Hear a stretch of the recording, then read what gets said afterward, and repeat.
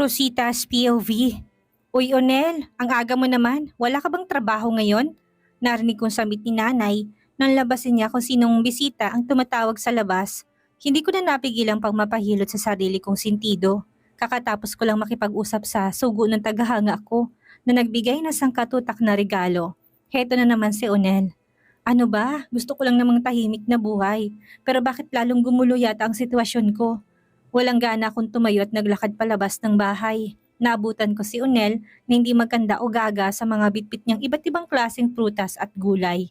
Nag-harvest yata ng mga pananim niya sa bukid para gawing pasalubong sa akin. Good morning, my love-love! Kagad niyang bigkas pagkakita sa akin. Pigil ko sarili kong mapangiwi. Yikes, love-love talaga. Ang sagwa palang pakinggan kapag hindi mo type ang taong tumatawag sa'yo ng endearment na ganyan. Ang dami naman yata niyang dala mo, Unel. Baka magalit na sa'yo yung nanay Pilar mo dahil halos ubusin mo na ang tanim niyong produkto. Sagot ko naman sa kanya. Napasulya pa ako kay nanay na nakakamot-kamot sa kanyang ulo. Hindi namin kayang i-consume lahat ng mga dala ni Unel. Tsak na masisira lang iyan dahil nasa bukid din si tatay ngayon at siguradong may dala-dala din yung mga produkto pag uwi mamaya. Mga panim ko to, may lablab. Huwag mo intindihin si nanay, akong bahala sa kanya. Siya nga pala, nakausap ko ng tatay mo kanina. Balak sana naming mamanhikan mamaya. Kukontak na ako na magkakatay ng mga baboy para may pagkain ng mga bisita natin. Nakangiti niyang sagot sa akin. Kaagad naman nalaki ang mga mata ko dahil sa sinabi niya. Walang hiya, boyfriend ko na ba siya? Mamamanhikan na naman siya? Ay, dapat pala hindi na lang ako naglayas eh. Dapat hindi na lang muna ako umuwi dito sa probinsya. Kung ito lang din ang sasalubong sa akin, hindi pa nga ako nakakabawi sa pagod sa biyahe ko tapos heto na naman. Helpless akong napatingin kay nanay na noon ay nakatitig din sa akin. Sinanyasan ko pa siya nakausapin si Unel dahil hindi ako sang-ayon sa sinasabi niya ngayon. Hindi ko siya boyfriend at wala akong balak magpakasal kahit kanino. Pero kung si Carson lang ang siya, baka kanina pa ako naglulundag sa tuwa. Ha, Unel, alam na ba ng nani at tatay mo itong desisyon mo? Baka mamaya bigla na lang sumama ang loob nila dahil pabigla-bigla din yung desisyon mo. Wika ni nanay, hindi din yata niya alam kung paanong awatin si Unel eh. Ay, sakit talaga sa ulo to. Ayaw ko sanang ma-stress dahil iniiwasan ko ma-stress din ang baby na nasa sinapupunan ko. Pero itong ginagawa ni Unel sa akin, parang gusto ko na lang bumalik ng Manila at aminin kay Carson na nagdadalang tao ako. Siguradong hindi niya ako pababayaan. Kakausapin ko pa po siya, Nanay Rosita. Pero sigurado namang papayag sila. Gusto kasi nilang magkaroon ng magandang apo eh. Parang kinikiliting sagot nito na hindi ko na talaga napigilan ng mapaismid. Talagang nakikinanay pa siya sa nanay ko. Ang kapal ng mukha. Saka ano daw, naghahanap ang nanay niya ng magandang apo. Grabing ambisyon yan. Kung pogi itong si Onel, hindi malayang mangyari yun. Ay, hindi pa pala alam eh. Sige na, sabihin mo na muna sa kanila, ipaalam mo na muna.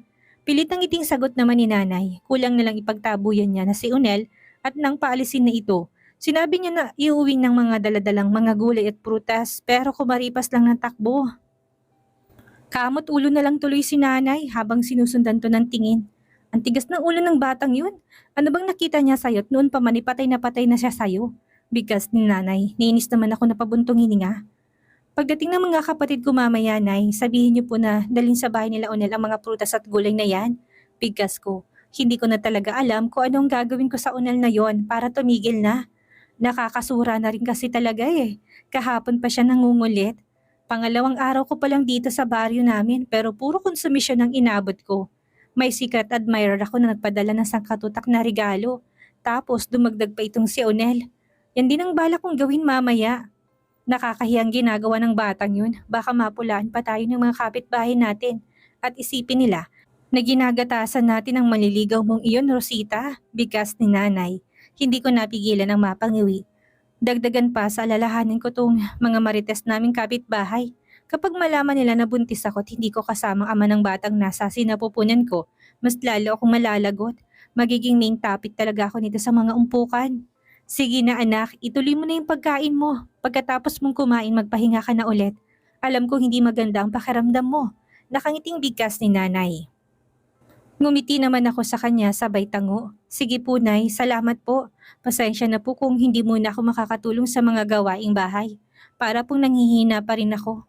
Para po kung inaantok na ewan, sagot ko sa kanya. Nakakaunawa namang tumango si nanay. Huwag mong isipin ang tungkol sa bagay na yan. Kami nang bahala, magpahinga ka. Siya nga pala, inutusan kong tatay mo na bumili ng native na manok kina Mang Cardo. Ano nga palang gusto mong luto? Muling wika ni nanay. Tinola na lang nay, tapos medyo maanghangang timpla, bigas ko. Bigla tuloy akong natakam sa isiping tinolang native na manok ang magiging ulam namin mamaya. Pagkatapos kumain ng agahan, muli akong pumasok sa kwarto at nahiga. Medyo mainit dito sa loob ng kwarto, kaya tinutok ko talaga ang katawan ko na nag-iisa naming electric fan. Ilang saglit lang kaagad na rin naman ako nakatulog. Nagising ako sa mahinang yugyug sa akin. Pupungas-pungas pa akong dinilat ang aking mga mata at kaagad na sumalubong sa akin ng seryosong mukha ni Kriza. Bakit? Nagtataka kong tanong. Dahan-dahan akong bumangon habang kinakapa akong aking mga mata. Chinecheck ko kung may muta ba ako. Ang alam ko kasi napahimbing ang tulog ko. Napasulya pa ako sa orasan na nasa dingding at doon ko napagtanto na halos 12:00 na pala ng tanghali. Baka kakain na kaya ako ginising ng kapatid kong si Kriza. Ate, may mga bisita ka. Bigas niya. Kaagad namang nagsalubong ang kilay ko. Bisita na naman? Nakailang bisita na ba ako ngayong araw? Si Onel kasama niyang mga magulang niya at ilang mga kalalakihan ng baryo natin para magkatay sa 3 baboy na dala niya. Mamamanihi ka na daw eh, bigkas ni Krisa, kaya ang antok na nararamdaman ko ay biglang naglaho. Napalitan niya ng matinding inis kasabay ng narinig kong ingay ng baboy sa labas. Diyos ko, inumpisa na yata nilang katayin ng mga baboy ate. Paano yan? Wala ka na yatang ligtas kay Onel, sagot ni Krisa. Wala sa sariling napatakip ako sa sarili kong tenga at mabilis na bumaba ng papag. Sumilip ako sa bintana at gano'n na lang ang gulat ko nang mapansin kong ilang mga kapitbahay namin na nasa labas ng bahay namin. Napansin ko din si tatay, nakausap ang ama ni Onel na si Mang Carling. Ano ito? Bakit ganito? Nakatulog lang ako tapos may party-party na palang nagaganap sa labas ng bahay natin. Himutok ko kay Kriza. Paano yan ate? Magpapakasal ka na talaga kay Onel? Papayag ka na lang ba? Bigkas na Kriza. Napakamot ako ng aking ulo dahil sa sinabi niya. Dapat siguro bumalik na lang ako ng Manila para matakasan kong sitwasyon na ito eh. Heist Carson, bakit ba kasi bumalik ka pa sa Valerie na yon? Nakakainis na. Hindi, ayoko. Hindi ko siya boyfriend para magpakasal sa kanya. Bigkas ko. Yan din ang sinabi ni nanay kanina sa mga magulang ni Onel. Kaya lang porsigido daw talaga si Onel na pakasalan ka. Boto naman ang nanay niya si Aling Pilar sa'yo dahil tsak na magaganda daw ang magiging apo niya sa inyong dalawa ni Onel kung sakaling magkakaanak kayo. Bigkas ni Kriza. Ang tigas talaga ng ulo ng pamilyang yun. Parang gusto ko na tuloy mag-walk out at umalis na ng baryo. Walang peace of mind. Lalabasin mo ba sila ate? Muling tanong ni Kriza. Nagugutom ako. Naluto na ba yung tinolang manok? Hayaan mo sila. Walang kasalang mangyayari. Hindi ako magpapakasal sa Onel na yan. Bigkas ko sabay upo sa papag. Dalhan na lang kita ng makakain dito sa kwarto ate. Ayaw ko din sa Onel na yan. Baka kapag magkaanak kayo, sunog ang magiging pamangkin ko kung sa kanya magmana. Ayaw ko ding mahaluan ng hindi magandang jeans ang lahi natin. Nakaismid na bigkas ni Krisa. Hindi ko tuloy napigilan ng matawa dahil sa sinabi niya. Teenager na nga pala tong kapatid ko at marunong na tumingin ng gwapo at pangit. Mabait naman sana si Onel, kaya lang hindi ko talaga siya type. Ang kulit kasi talaga eh. Simula nung napansin niya ng kagandahan ko, hindi niya na talaga ako tinigilan. Bahala sa dyan. Mamaya maglalak ako ng kwarto dahil hindi talaga ako lalabas. Nagkukutkot ang kalooban ko habang hinihintay ko si Kriza nang biglang bumukas ang pintuan ng kwarto. Gulat na napatayo ko at kagad din naman ako huminahon na mapagsino ko sinong pumasok. Nay naman! Ano na naman ang ginagawa ng Onel na yan? Bakit namamanhikan na? Reklamo ko kagad kay nanay. Parang gusto kong magmaktol dahil sa inis na nararamdaman ko. Ilang beses na namin silang kinausap pero ayaw makinig. Pero teka lang, hindi yan ang issue ngayon. May naghahanap sa'yo sa labas. May na-expect ka bang bisita ngayon? Nakakotse tapos nagdatingan din yung mga trabahador doon sa ginagawang malaking bahay. Bigkas ni nanay. Hindi ko naman napigilan ang magtaka. Mabilis akong tumayot kaagad na sumilip sa bintana. Tama si nanay. May mga sasakyan sa labas. May mga tao nakatayo sa labas na rin ng kilala. Bakuran namin na hindi ko. Ano to? Anong meron? Bakit ganito? Bakit parang ang gulo na ng mundo? Sino daw sila, nay? Hindi ko mapigilan tanong kay nanay. Hindi ko alam. Pagkahinto kasi ng sasakyan nila sa labas ng bakuran natin, pinuntahan na kaagad kita dito, sagot niya. Umalis ako sa tapat ng bintana at muling naupo sa papag. Tensyonado ako napakagat sa aking kuko. Hindi kaya siya yung nagpadala sa iyo kaninang umaga ng maraming regalo anak, bigkas ng nanay. Halatang mayaman ng mga bagong dating, base na rin sa gamit nilang mga sasakyan. Hayos lalo tuloy akong na-stress. Ate, may naghahanap sa'yo sa labas. Ang gwapo, grabe. Kausap siya ni tatay ngayon. Crush ko na yata siya. Sino siya ate? Ang gwapo. Sasagot pa sana ako kay nanay pero biglang dumating naman tong si Kriza. Namimilipit sa kilig na akala mo nakakita ng knight and shining armor sa labas. Sino daw? Tanong ko. Labasin mo na ate. Ikaw ang hinahanap. Halika na! Excited na bigkas ni Chris at hinila pa ako patayo. Napasulyap din ako kay nanay na naglalakad na din palabas ng kwarto. Sino ba kasing naghahanap sa akin? Ano daw pangalan? Muli kong tanong kay Kriza. Hindi maalis-alis ang ngiti sa labi niya kaya pigil kong sarili kong masabunutan to. Gaano ba kagwapong nasa labas at bakit bigla yatang na-starstruck ng kapatid ko? Carson daw! Hay, pangalan pa lang ang gwapo na! Bigas niya na nagpahinto sa aking paghakbang. Tulala ako napatiti kay Kriza nang marinig kong pangalang binigkas niya. Si Carson? Nasa labas siya? Paanong? Hindi ko na natuloy ang sasabihin ko nang bigla akong kalabitin ni Kriza. Nagtatakang nakatitig siya sa akin.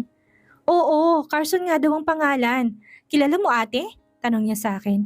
Tumango ako at mabilis ang hakbang na lumabas ng bahay. Kaagad namang sumalubong sa akin si Onel. May lablab. Sa wakas lumabas ka rin. Narinig kong sambit ni Onel pero parang wala akong nakita at nilagpasan lang siya. Diretso ang tingin ko sa nakahintong sasakyan sa labas ng bakod namin.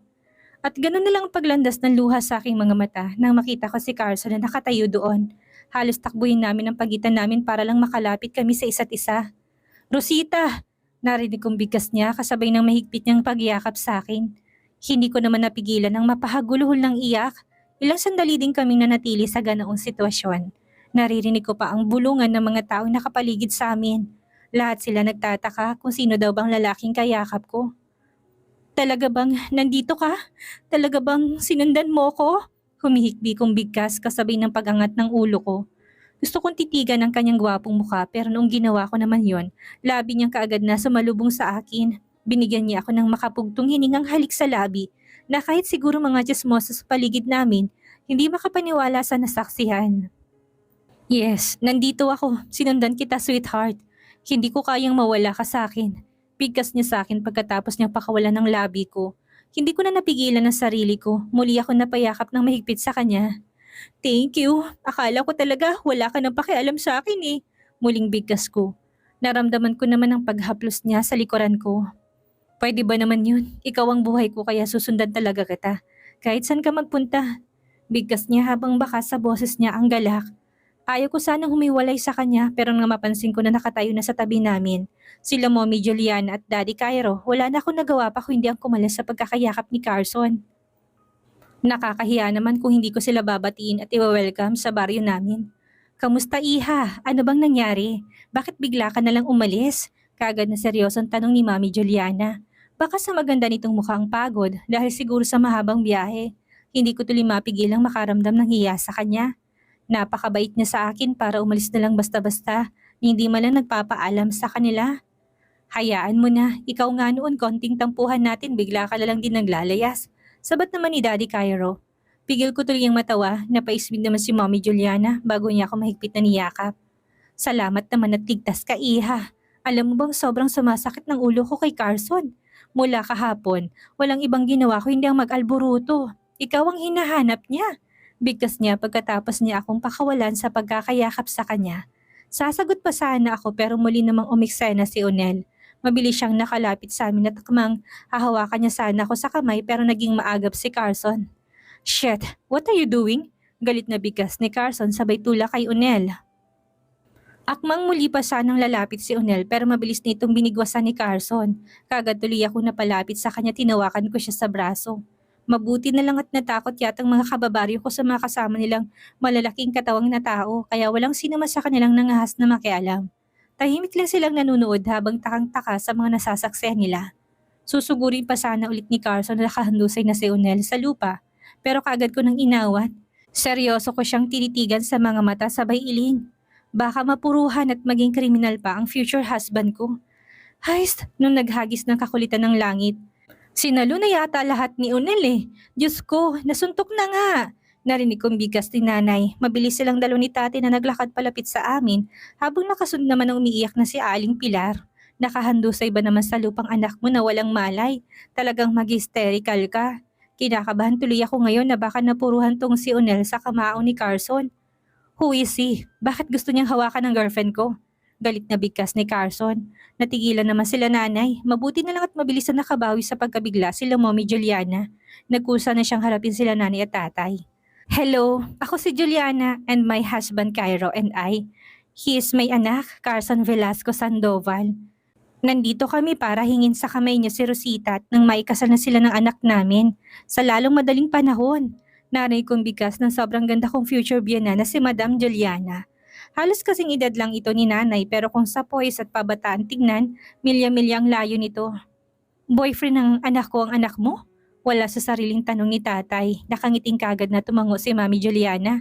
Kagad naman sumabat si Daddy Cairo, sabay lahat ng kamay kay tatay. Kamusta balae? Bigas ni Daddy Cairo. Hindi ko tuloy mapigilan na mas lalong humanga sa kanila. Imagine, kaya pala nilang makibagi sa mga taong hindi nila ka-level. Mayaman sila, mahirap kami, at gusto niya makipagkamay kay tatay. Pansin kong hiya sa mukha ni tatay at nanay habang nakikipagkamay sila. Kina Daddy Cairo at Mami Juliana. Yeah, something like that. Actually, kasal na lang talagang kulang sa kanilang dalawa. That is why nandito kami. Nakangiting sagot ni Mommy Juliana. Nagulat naman ako dahil sa narinig. Sasagot pa sana ako na kagad na lumuhod sa harapan ko si Carson. Sabay lahad ng kanyang kamay kung saan may hawak na kumikinang na bagay. Totoo ang sinasabi ni Mommy. Nandito kami para sana mag-propose at iyain ka magpakasal sa akin, Rosita. Will you marry me? Bigkas niya kasabay ng pagpatak ng luha sa aking mga mata. Pakiramdam ko, biglang tumigil sa pag-inog ang mundo dahil sa sinabi niya. Bigla ko rin nakalimutan na maraming mga matang nakamasid sa aming dalawa, naghihintay sa magiging sagot ko. Yung iba, amazed na amazed at hindi makapaniwala na isang katulad ko ay luluhuran na isang napakagwapo at disenteng lalaki na si Carson.